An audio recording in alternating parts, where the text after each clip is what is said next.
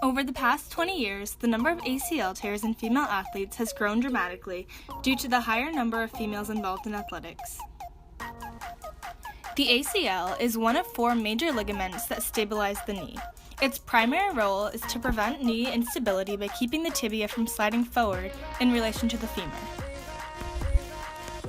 Female athletes are at an increased risk due to many biological factors, such as muscle imbalance from their quads to their hamstrings.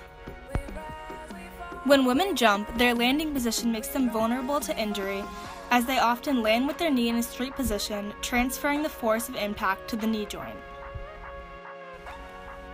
While these injuries are very common, there are many ways to help prevent them by following a few key steps that can be easily implemented into your workout, whether you are male or female in an active environment.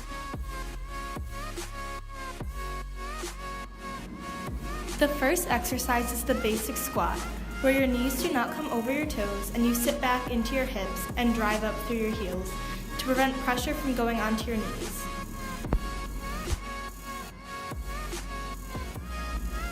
The lateral bound exercise uses the same technique as a squat, eliminating pressure to the knee and placing it into the heels while strengthening your quads. Control comes from the hips, and soft deceleration is key. The shuttle run side-to-side exercise strengthens your quads and increases speed, allowing athletes to cut faster in sports, further preventing knee injuries. Walking lunges is another beneficial exercise where your knee is straight over your foot, placing weight on your forward leg as opposed to your knee, with your back leg coming straight down. These strengthen your core and your quads, improving your overall balance. Single leg toe raises strengthen your calf muscles, allowing an athlete to have more control and balance while they move in high-speed sports.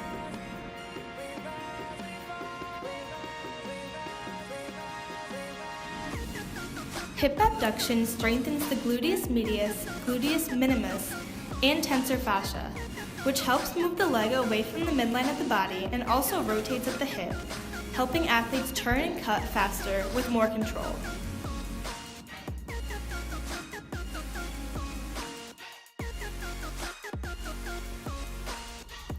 These exercises should be done 3 to 4 times per week and can be done alone or prior to practice or workout activities, limiting the chances of future ACL tears.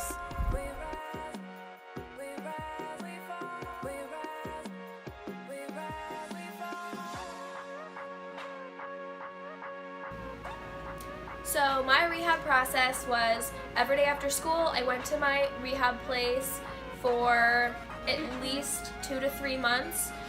Every day they had me doing different exercises. I started out on the bike for 10 minutes and then they would immediately bring me over to where I would stand on one of those exercise balls with a flat surface, and I would do basically like, I don't know what they're called, calf ups. I would stand on my toes and then down, stand on my toes and then down, and then I would do a couple of different exercises, very basic ones in the beginning, and then as I got closer and closer to my end date, by the time that had come, I was able to run on the treadmill again.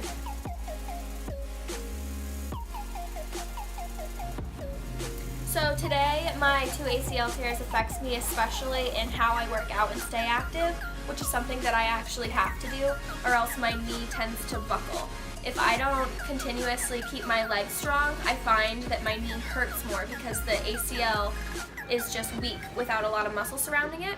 And rehab actually taught me a lot of important skills that I actually use with my workouts now. I always start out with the elliptical, something to get it moving because it sometimes can get really stiff in there, and then I go down and maybe get a weight and do some squats to really keep my quads nice and tight and strong to, again, support it more.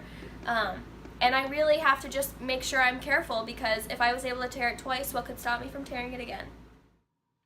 With the rise of ACL tears in females, it is crucial that athletes take these steps toward prevention and always include not only strengthening exercises, but warm-ups, stretching, and cool-downs to be on the path to a healthier lifestyle.